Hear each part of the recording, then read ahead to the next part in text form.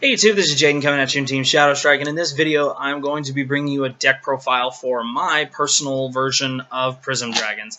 Please note that this deck is not done yet. There are still a couple other things that I want to get for it. I have only been able to acquire a few extra things because I recently traded for this deck from a very good personal friend of mine, Omega Side, or Dakota, whatever you want to call him. Very, very good friend. Dakota, thank you very much for trading me this deck. Thanks for always being an awesome friend, and please know that I will treasure this deck. To be honest, guys, I was not planning on building a Thora. The reason I decided to build a Thora is because the more and more I looked at the artwork, it was some of the most beautiful artwork that I have seen on cards, and to be real honest, Thora in the show is turning into a very cool character, and Kanata as well, so I decided that I'd build it, and then the fact that he was willing to trade me his deck, I'm ecstatic about, and I'm really excited to share my version of this with you. I will show you what I will be changing as I get to the cards that I will be changing. So anyway, whoop. So obviously our buddy is a Thora. Who else would it be besides a Thora? A Thora is a size 3 Prism Dragon with 7,000 power, 7,000 defense, and 2 critical. You pay 3 gauge, and you get to put the top 2 cards of your deck into his soul. If this card is in your center, this card on the field cannot be destroyed. Cannot be destroyed by card effects, and you cannot be dealt damage through card effects. So penetrate and burn damage will not work on you. And then he also has double attack and soul guard. So that is our buddy monster, obviously. Then we play a total of 12 total size 3 prisms. We play, obviously, our 4 Athora.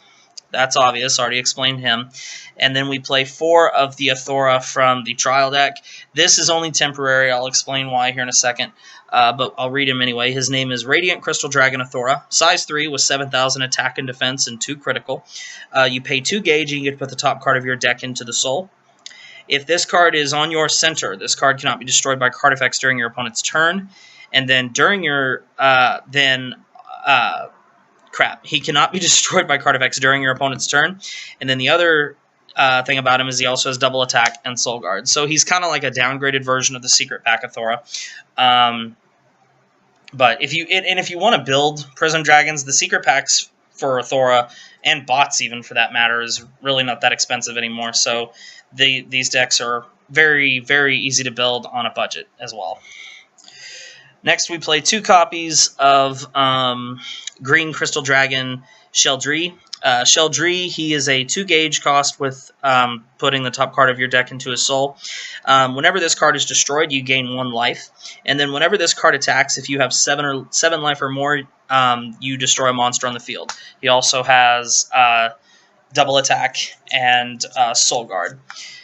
Next, we play 1 copy of Indigo Gem Crystal Dragon Athora.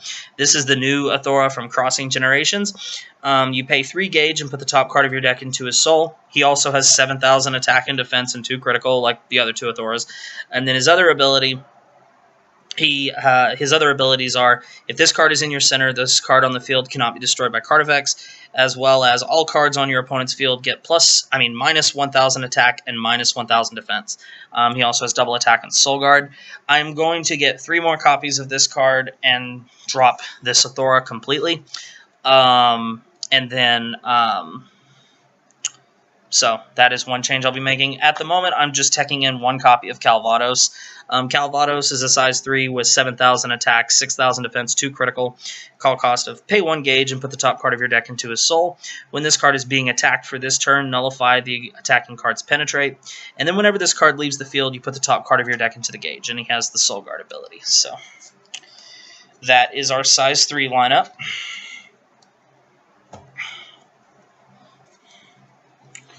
Next, for the rest of our monsters, they're pretty much supporters, because this deck pretty much revolves around getting mainly Athora in the center and then protecting Athora with everything you have. we play 4 White Crystal Dragon Rizzling. If you have a size 3 Prism Dragon in your center, and you call this to the left or right, you draw a card. So then we play 2 Candy Crystal Dragon Galette. Galette's ability, his size 1 monster with 3,000 attack, 2 crits, and 1k defense. Call cost of pay 1 gauge and put the top card of your deck into his soul. If there's a monster in your center, the size of this card is reduced by 1. And then its other ability is the monster on your center gets plus 1,000 power and plus 1,000 defense. And this guy also has the Soul Guard ability, so he can help increase the power of your Athora in the center by even more. Then we play 1 copy of Athora SD. Athora SD is a size 0 with 3,000 power, 1 crit, and 3,000 defense. Call cost is pay 1 gauge. If you have an originally size 3 Prism Dragon on your center, this card on your left or right cannot be destroyed. And then if you have a size 3 monster on your field, if a size 3 monster on your field would be destroyed, you may put this card into your drop zone. If you do, this card remains on the field. There are so many ways that you can protect your... this is basically Brush Upper in monster form without the gauge gain. I'm not really sure about this card, to be honest with you, because there are so many ways that you can just protect your monster anyway. I mean, I could honestly see cutting him. I mean, I'm glad I was able to find 1 copy of this just because I can use it to... just because I wanted 1 copy of it, because I think Athora in SD form is absolutely adorable. But I don't think this card is necessary. I see this card being very useful since it is a dragon. I see it being very useful in Dragon's Y decks, especially for the Star Dragon's Y decks. But in this deck, I can only see maining 1 to 2 of it. And then I also main 1 copy of Red Crystal Dragon Tarnet. Yeah, Tarnet. Basically, he gives the monster in your center penetrate. So, to be real honest, if I had a second copy of this, I'd probably make this another Tarnet. But I'm going to keep messing around with this. Maybe I'll decide to try to, or actually, you know, put effort into finding another one. But it's all player preference, because you have literally so many ways to protect your monster in the center. So that's all this deck does, is you basically are going to call Athora and do everything you can to protect him. So next, we're getting into our items. I play 5. I play 4 copies of Crystal Spikes. This is the secret pack one from Dark Lord's Rebirth, and the one that you see most of the time. It's a item with 0 power, 0 crit, and 4k defense. Its equip cost is pay 1 gauge. And its abilities are: the ability of the Prism Dragon on your center cannot be nullified, and it gets plus 2,000 power and plus 2,000 defense. This ability can't be nullified. And then its other ability is: at the end of the battle that a Prism Dragon monster on your field was attacked, if you have a Prism Dragon on your center, deal 1 damage to your opponent. This ability activates once per turn. So it's a way to ping your opponent for a little damage. And then I was able to get 1 copy of the new Soccer Boots from Crossing Generations, so I'm going to be testing this out. Same stats as Crystal Spikes, same equip cost, pay 1 gauge. Its ability, though, it has 2 abilities, the first of which is all abilities of Prism Dragon monsters on your field cannot be nullified, and they get plus 1,000 power and defense. This ability can't be nullified. And then its second skill is: at the end of the battle, a Prism Dragon monster on your field was attacked. For this turn, monsters on your center get plus 1,000 defense. So instead of dealing your opponent a damage, the defense gets even greater. So... But I'm pretty sure I like Crystal Spikes best, but I'm just put it in there to test it. I know you're saying some people might be saying playing 1 copy is pointless, but it's just because there were other cards that I wanted to play a second copy of, and I only had 1 of it, so, or not another one to make it matter. Getting into spells, we play a lot. We play 4 Radiant Shell. Radiant Shell, pay 1 gauge. You may only cast this card if a Prism Dragon monster on your center is being attacked. Nullify the attack and deal 1 damage to your opponent. 4 copies of Brush Upper. Brush Upper is you may only cast this card if there's a Prism Dragon on your center. Counter, choose a Prism Dragon on your field. During this turn, the next time that card would be destroyed, that card remains on the field, and then if you have 6 life or more, you put the top card of your deck into your gauge. The reason this card is a 4 of, in my opinion, is one thing that a lot of people will do is try and kill your soccer boots because they can't protect themselves. This can protect any Prism Dragon, and your soccer boots do have the Prism Dragon attribute, so if they play a card that would kill an item, you can play this to protect them. And it can also be used to protect a Thora, obviously. So it's just a good, solid 4 of in the deck, in my opinion. Next, 3 copies of Additional Jewel. This is a better version of Drago Energy for this deck. It's counter. Choose a Prism Dragon monster in battle, and for this battle, it gets plus 5,000 defense and counterattack. Much better than the Drago Energy for this deck, in my opinion. 3 copies of Mystery Setting. Mystery Setting. Put this card into the soul of a monster on your field.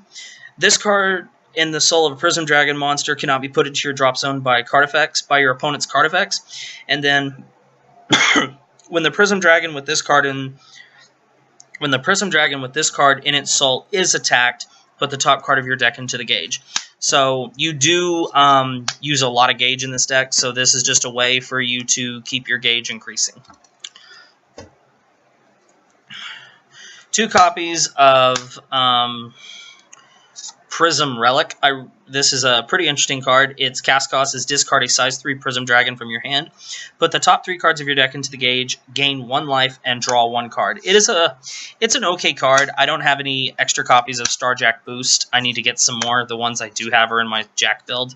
But this is not bad, because once you get 1 copy of a Thora in your hand, you're going to probably eventually draw a second copy. And if you have plenty of defense cards and his soul's not completely gone, you might be able to pitch it to gain some gauge and draw another card. So it's not a bad card. This should be Starjack Boost when I get it. 2 copies of Visible Light. Visible Light. Put the top 2 cards of your deck into the gauge. Then if you have 8 life or more, put the top card of your deck into the gauge. So if you have 8 life or more, it's gauge 3. 2 copies of Dispersion. I don't know. I had another copy of this card. I don't know where it went. Dispersion. You may only cast this card if you have a Prism Dragon on your center. Pay 2 gauge. Draw 2 cards. If I had a 3rd copy of this, I would cut my 5th item and put in Dispersion. And I also need to get Enhancements. Enhancement is a card I haven't got yet, but to be real honest, I still am kind of on the fence about Enhancement, to be honest with you. And then 2 copies of Prism Eye. Prism Eye is, you may only cast this card if there's a Prism Dragon on your center, pay 1 gauge, destroy a monster on your opponent's field, and with power equal to or lower than the defense of a monster on your center. And you can get a Thora up to be pretty frickin' big in the defense category. You can get him up to 10,000 easy and just use this and say goodbye to whatever. It's a card you should side out against Thunder Empire, but against most other matchups, it's really, really good. And then lastly, we play 3 copies of our Impact, which is Cristiano Crystal Shoot. I do not think this is a 4 of in the deck because it is a good card, but you want to play more cards to protect and fortify your center. Cristiano Crystal Shoot is a good card, though. I will say some people really don't.